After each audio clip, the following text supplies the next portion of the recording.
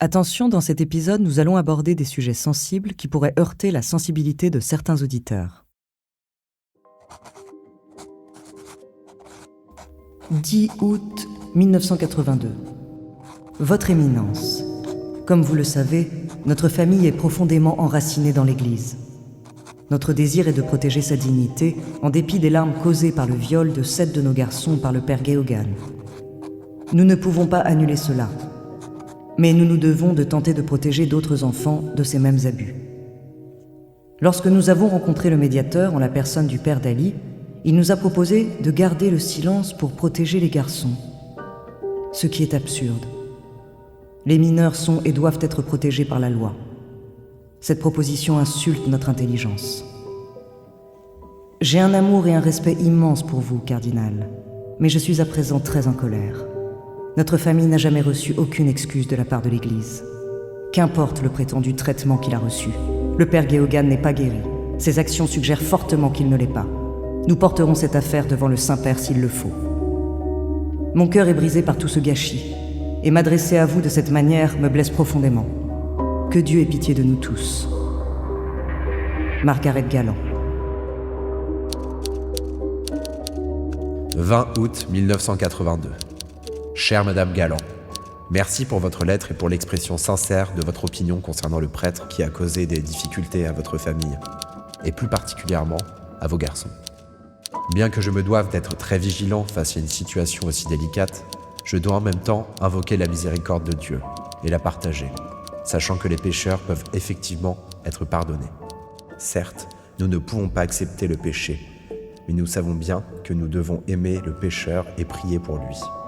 Soyez assurés que je parlerai au prêtre afin de trouver la manière la plus chrétienne d'aborder le problème avec lui et de l'éloigner de toute source de scandale pour le bien des fidèles.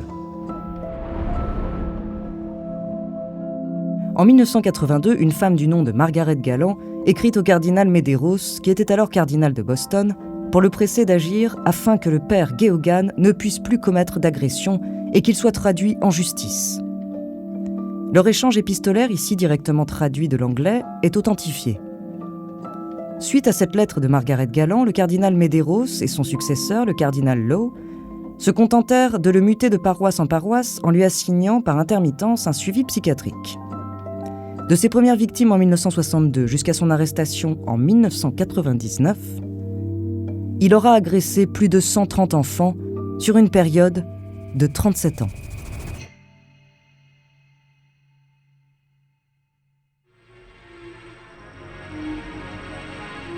Bonjour, je suis Andrea Brusque, bienvenue dans Les Fabuleux Destins.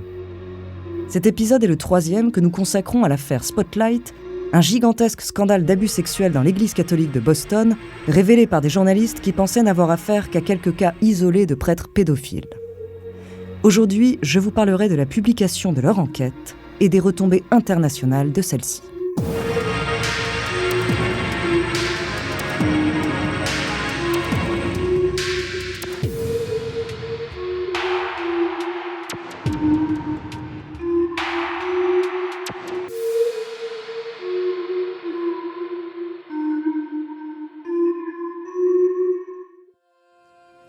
Vous dites, demain nous irons dans telle ville, alors que vous ne savez même pas ce que sera votre vie demain.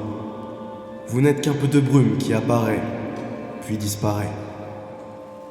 Il est resté jusqu'au bout, il a écouté les Notre Père, les Je vous salue Marie, les intentions de prière et les mots de Saint Jacques, lus par le prêtre Père Nicolas.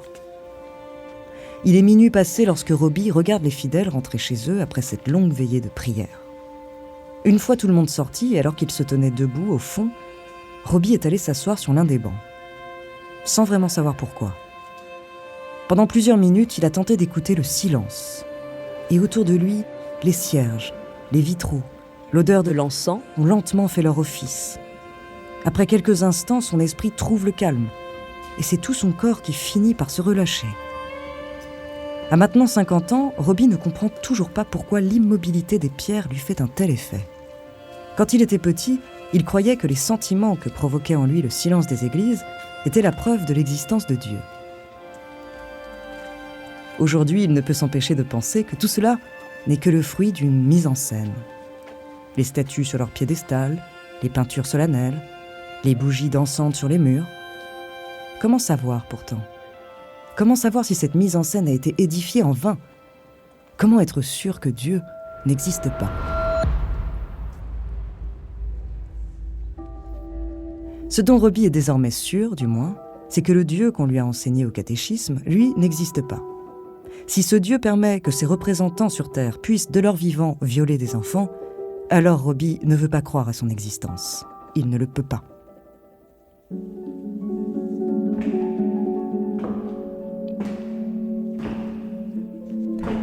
Quand il se retourne, Robbie se trouve face au père Nicolas.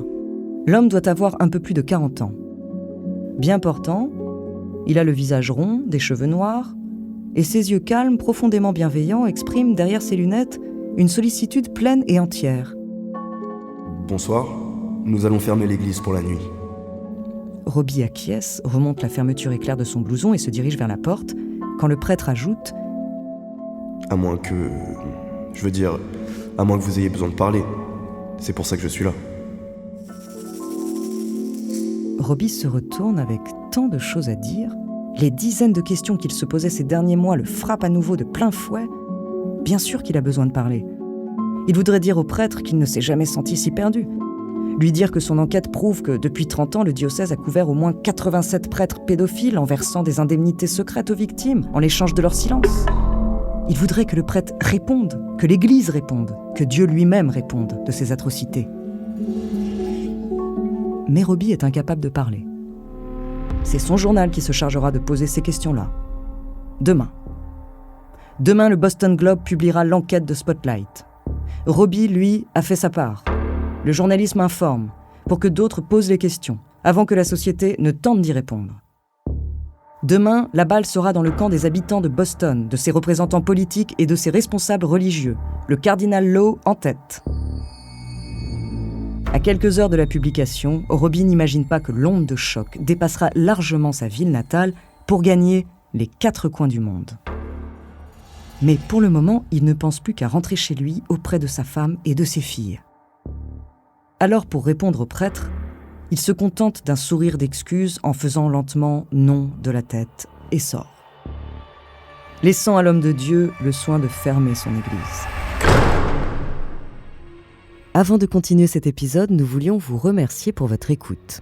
Si vous voulez continuer de nous soutenir, abonnez-vous à la chaîne Bababam Plus sur Apple Podcast. Cela vous permettra une écoute en avant-première et sans interruption. Ou bien écoutez ce message de notre partenaire sans qui ce podcast ne pourrait exister. On se retrouve tout de suite après.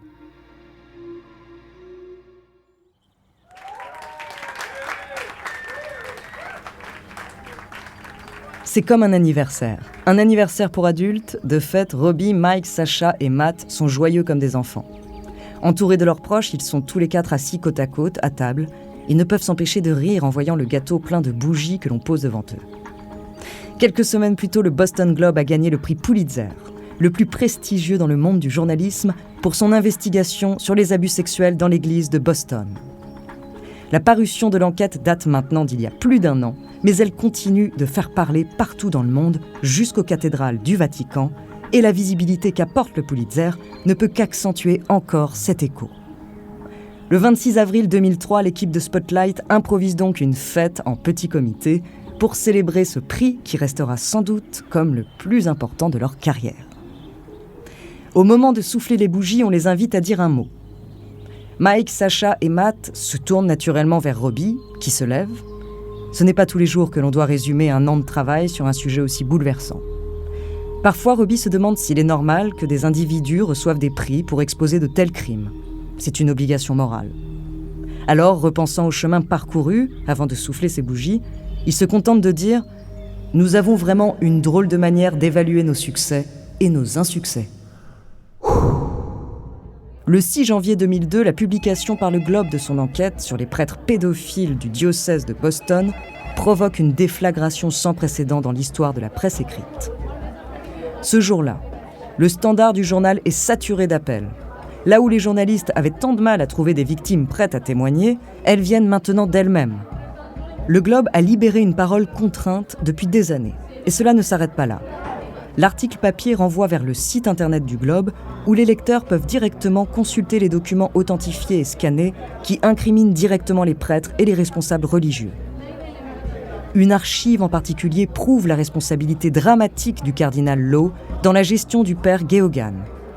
Dès 1984, John Darcy, évêque auxiliaire de Boston, adressait à Lowe une lettre sollicitant son aide.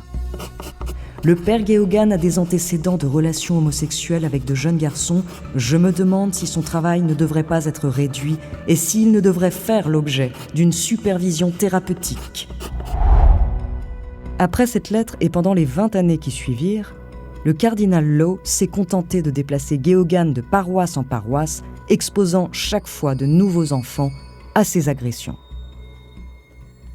Dans un autre document, le révérend McCormack, bras droit de Lowe, se fend d'une lettre ahurissante à une paroissienne accusant un autre prêtre, le père Birmingham, d'avoir violé son fils. Le cardinal m'a demandé de prêter attention à votre demande. J'ai contacté moi-même le prêtre en question et il m'a assuré qu'il ne s'était rien passé entre votre fils et lui. La possibilité inédite pour les lecteurs de consulter les preuves sur Internet va propulser l'enquête au rang de première actualité virale de l'histoire.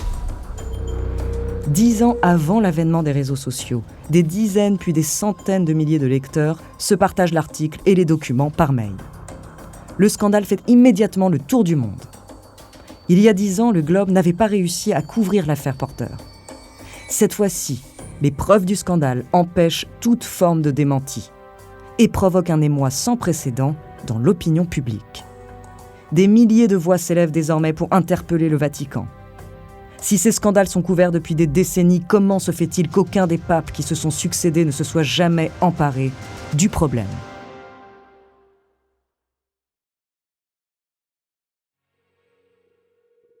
Merci d'avoir écouté cet épisode des Fabuleux Destins, écrit par Clément Prévost, réalisé par Matthew Rock.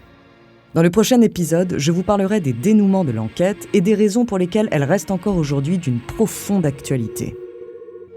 En attendant, si cet épisode vous a plu, n'hésitez pas à ajouter des commentaires et des étoiles sur vos applis de podcast préférés.